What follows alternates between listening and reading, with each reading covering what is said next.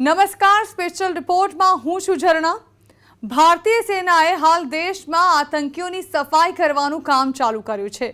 પાકિસ્તાન તરફથી આતંકીઓ ભારતમાં આવી રહ્યા છે તો સામે ભારતીય સેના તેનો સફાયો કરી રહી છે। સોમવારે જમ્મુ કાશ્મીરમાં થયેલા એન્કાઉન્ટરમાં સેનાએ 24 કલાકમાં જુદી જુદી જગ્યાએ 6 આતંકીને મોતને ઘાટ ઉતારી દીધા છે તો દિલ્હીમાંથી એક જીવતા આતંકીને પકડી પાડ્યો છે। ત્યારે આજે સ્પેશિયલ રિપોર્ટમાં જોઈએ आतंकનો સફાયો।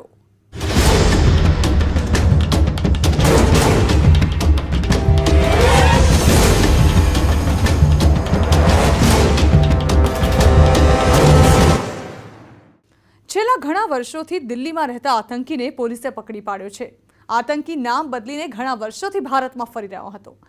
આઈએસઆઈ માટે સ્લીપર સેલનું કામ કરતો આ આતંકી દિલ્હીમાં કોઈ મોટા ષડયંત્રને અંજામ આપવાનો હતો, પરંતુ તે કોઈ આતંકી ઘટનાને અંજામ આપે તે પહેલા જ પોલીસે તેને દબોચી લીધો।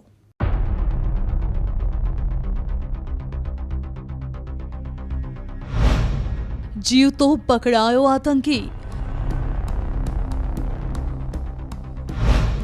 દિલ્હી પોલીસે પકડ્યો આતંકી ષડયંત્ર નિષ્ફળ। દિલ્હી પોલીસની સ્પેશિયલ સેલને એક મોટી સફળતા હાથ લાગી છે। રાજધાની દિલ્હીમાંથી પોલીસે એક પાકિસ્તાની આતંકીને પકડી પાડ્યો છે। પકડાયેલા આતંકીનું નામ મોહમ્મદ અશરફ છે, જેને પાકિસ્તાની ગુપ્તચર એજન્સી આઈએસઆઈએ ટ્રેનિંગ આપી છે।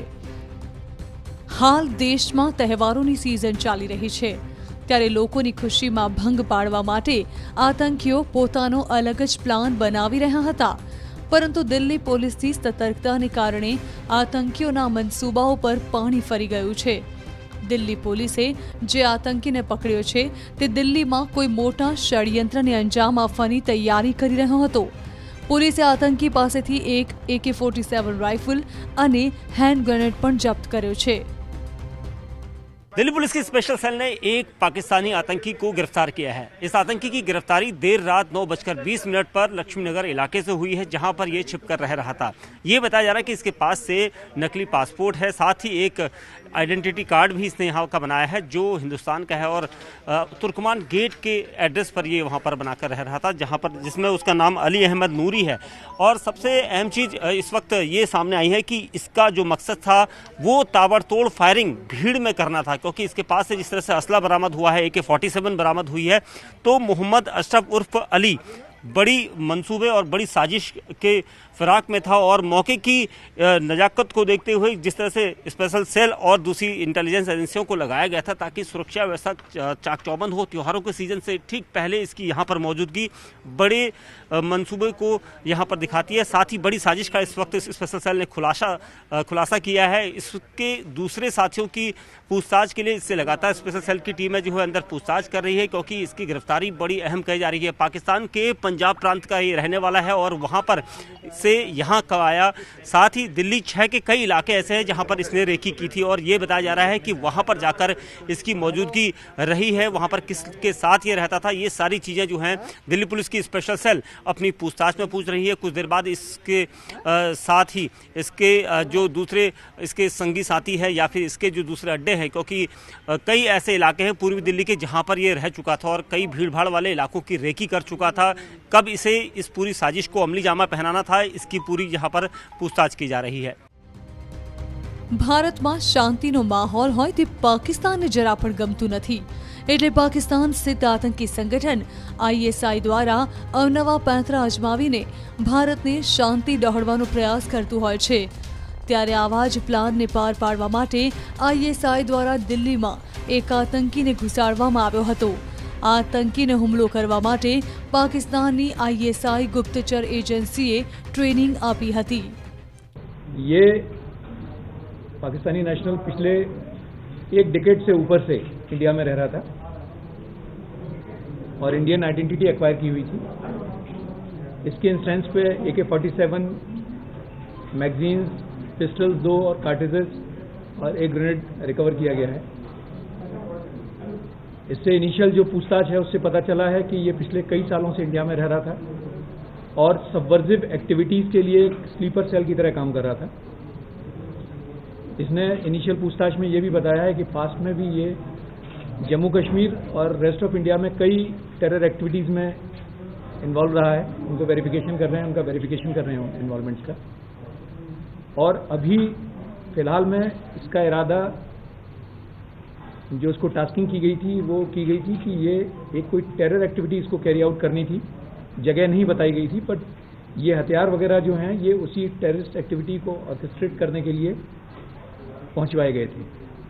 इसकी हैंडलिंग पाकिस्तान आईएसआई कर रही थी और ये पाकिस्तान आईएसआई ने इसको ट्रेन करके, जैसे मैंने कहा कि 1 डिकेड पहले जब इंडिया आया था तो इसको बांग्लादेश के रास्ते से सिलीगुड़ी बॉर्डर से इंडिया भेजा गया था।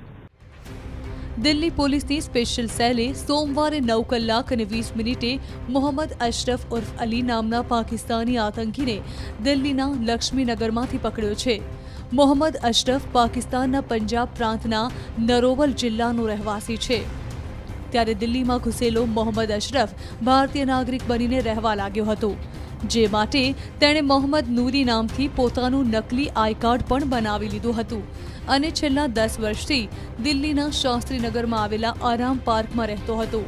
તો તેણે નકલી આઈ કાર્ડ બનાવવા માટે બોગસ દસ્તાવેજનો ઉપયોગ કર્યો હોવાનું પણ સામે આવ્યું છે। तकरीबन सर 15 साल पहले रहते थे हमारे यहाँ, ठीक है। तो किसी जानने वाले के ज़रिए आए थे और ये कहते थे हम रमेश पार्क में, ठीक है, जॉब वगैरह करते हैं।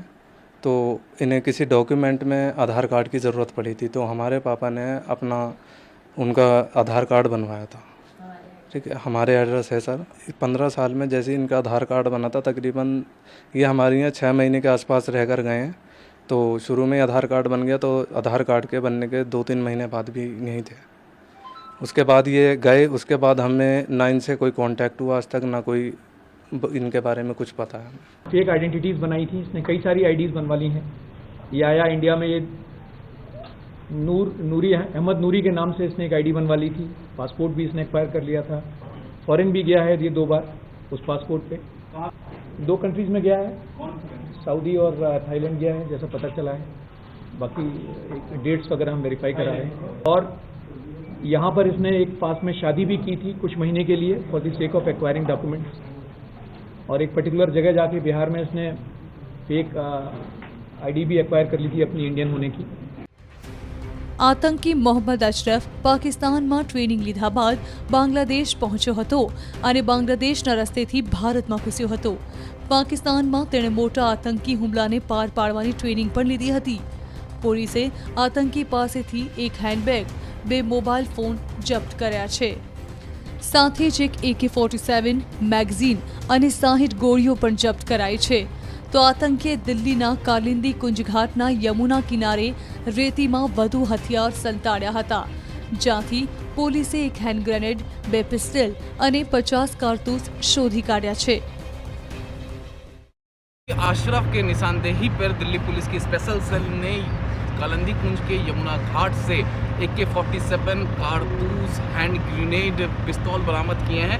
इस वक्त हम मौजूद हैं दिल्ली के कालिंदी कुंज के यमुना घाट पर और बताया जा रहा है कि पुलिस ने इसी स्पॉट से, यहीं से जो पाकिस्तानी मूल का आतंकी गिरफ्तार हुआ है पूर्वी दिल्ली के लक्ष्मीनगर से, उसी के निशानदेही पर यहाँ से एक AK-47, 60 कारतूस, 1 हैंड ग्रेनेड, 2 पिस्तौल और 50 कारतूस बरामद किए हैं कुल। यही वो इलाका है। मैं आपको तस्वीरों के जरिए दिखाना चाहूँगा जो पाकिस्तानी मूल का आतंकी अशरफ गिरफ्तार हुआ है। दिल्ली पुलिस की स्पेशल सेल ने गिरफ्तार किया है। पूर्वी दिल्ली के लक्ष्मीनगर से गिरफ्तारी हुई है। उसके निशानदेही पर एक AK-47 के साथ 60 कारतूस, हैंड ग्रेनेड, और 2 पिस्तौल के साथ 50 कारतूस बरामदगी हुई है। इसी इलाके से बरामदगी हुई है और पाकिस्तान मूल का आतंकी अशरफ ने कहा कि वो यहाँ पर छिपाया था, जिसके बाद पुलिस यहाँ पर पहुँची थी। फिलहाल पुलिस लगातार पाकिस्तानी मूल के आतंकी अशरफ से पूछताछ कर रही है। પાકિસ્તાની આતંકી ભારતમાં અલગ અલગ જગ્યાઓ પર ફર્યો હતો, તો સાથે જ તે જમ્મુ કાશ્મીરમાં રોકાયો હોવાની અને ત્યાં આતંકી ઘટનાઓને અંજામ આપ્યો હોવાની પણ વાત કરી છે। પરંતુ આતંકીએ કરેલો દાવો સાચો છે કે ખોટો તે તપાસવામાં લાગી છે। કારણ કે ISIએ આતંકીને એવા પ્રકારની ટ્રેનિંગ આપી હોય છે જેમાં તે પકડાયા બાદ તપાસ એજન્સીઓને ગેરમાર્ગે દોરી શકે। दिल्ली पुलिस की स्पेशल सेल को एक बड़ी कामयाबी मिली है। दिल्ली पुलिस की स्पेशल सेल का दावा है कि उन्होंने एक पाकिस्तानी आतंकी जिसका नाम अशरफ बताया जा रहा है उसे रमेश पार्क से गिरफ्तार किया है।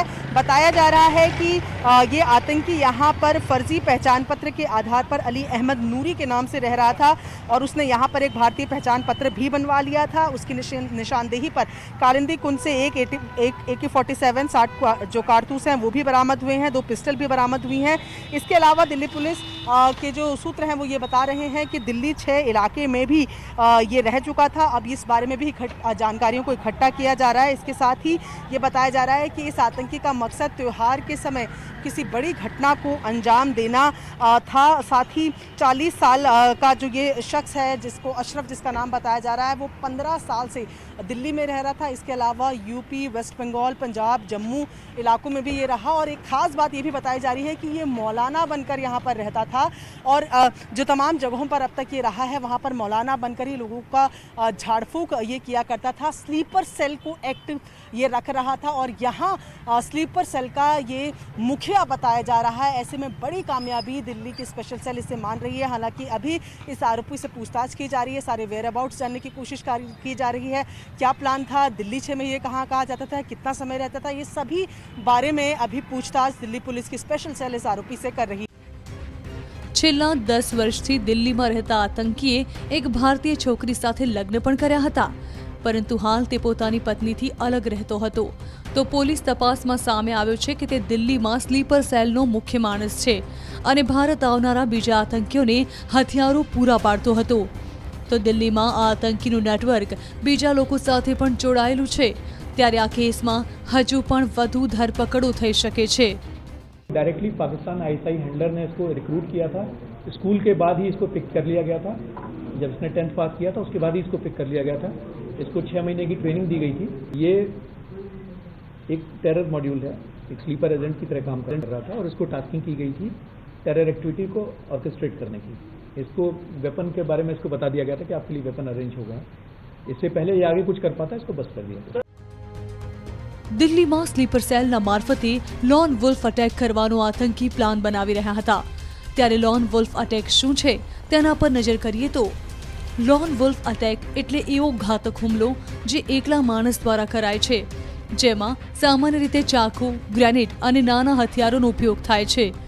આવા અટેક માટે ભીડભાડવાળી જગ્યા પસંદ કરી હુમલો કરવામાં આવે છે।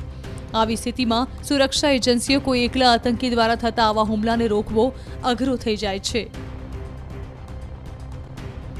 આતંકી મોહમ્મદ અશરફ ઉર્ફ અલી સામે UAPA, explosive act, arms act સહિત અનેક કલમો લગાવીને કેસ દાખલ કર્યો છે।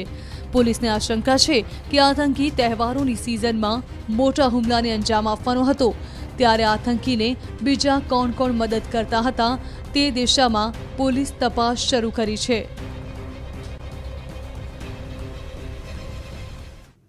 તો આતંકીઓને ઝડપીને તેને મોતને ઘાટ ઉતારવા માટે શું પ્લાન ઘડાયો છે તે વિશે આગળ વાત કરીશું। હાલ રોકાઈએ બ્રેક માટે।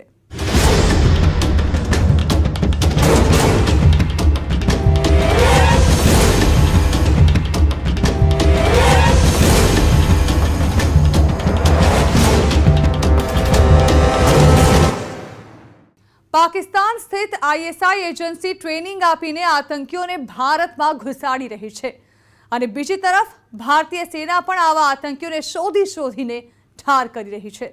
હાલ તો પોલીસે દિલ્હીમાંથી એક આતંકીને પકડી પાડ્યો છે, ત્યારે આ પહેલા જુલાઈ મહિનામાં પણ ઉત્તર પ્રદેશના લખનૌમાંથી 2 આતંકીઓ પકડાયા હતા, જે 15 ઓગસ્ટને લઈને ધાર્મિક સ્થળો પર મોટા બોમ્બ બ્લાસ્ટ કરવાના હતા।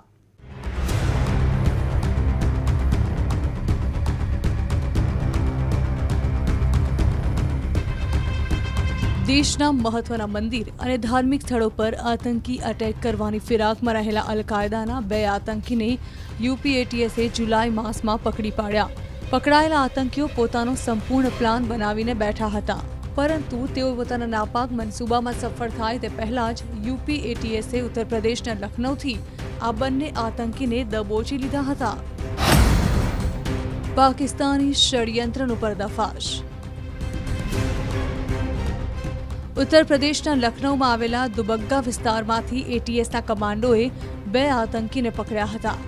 એટીએસની ટીમ એક શંકાસ્પદ આતંકી શાહિદ ઉર્ફ ગુડ્ડુ પર અંદાજે 1 અઠવાડિયાથી સતત નજર રાખીને બેઠી હતી. પરંતુ એટીએસની ટીમને જેવી બાતમી મળી કે આ આતંકી વિસ્તારના ઘરોમાં છે કે તરત એટીએસની ટીમે આતંકીના ઘર પર રેડ પાડીને અલ-કાયદાના આતંકી મિનહાજ અહમદ અને તેના સાથી મસરુદ્દીન મુશીરને પકડી પાડ્યો. એટીએસને પાકી માહિતી મળી હતી કે આ 2 આતંકી થોડા જ દિવસમાં કોઈ મોટા ષડયંત્રને પાર પાડવાના હતા. આતંકીનો પ્લાન 15 ઓગસ્ટ. આતંકી મિનહાજ અહેમદ અને તેનો સાથી અલ-કાયદાના ઉત્તર પ્રદેશ મોડ્યુલના મુખિયા હલબંડીના નિર્દેશ પર કામ કરી રહ્યા હતા.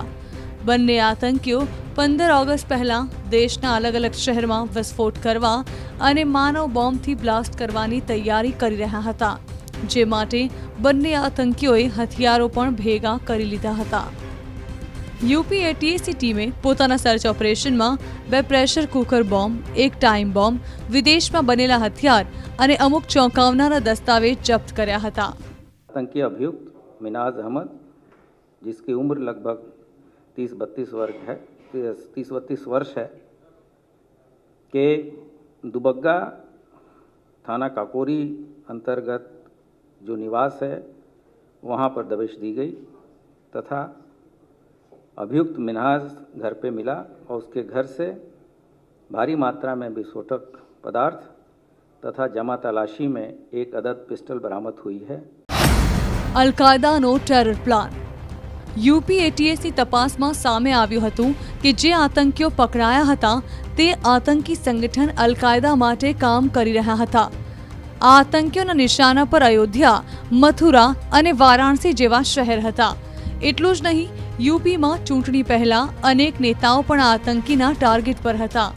એટીએસની ટીમે જે પ્રકારનો સામાન જપ્ત કર્યો હતો તેની મદદથી આતંકીઓ કોઈપણ મોટી ઘટનાને પાર પાડવા માટે પૂરતો હતો. યુપી એટીએસે પકડેલા આતંકીઓની પૂછપરછમાં મોટા ખુલાસા થયા હતા કે તેઓ 15મી ઓગસ્ટના રોજ દેશમાં મોટા આતંકી ષડયંત્રને પાર પાડવાના હતા. પરંતુ આતંકીઓ પોતાના મનસૂબા પાર પાડે તે પહેલા જ એટીએસે આતંકીઓને પકડી પાડ્યા હતા.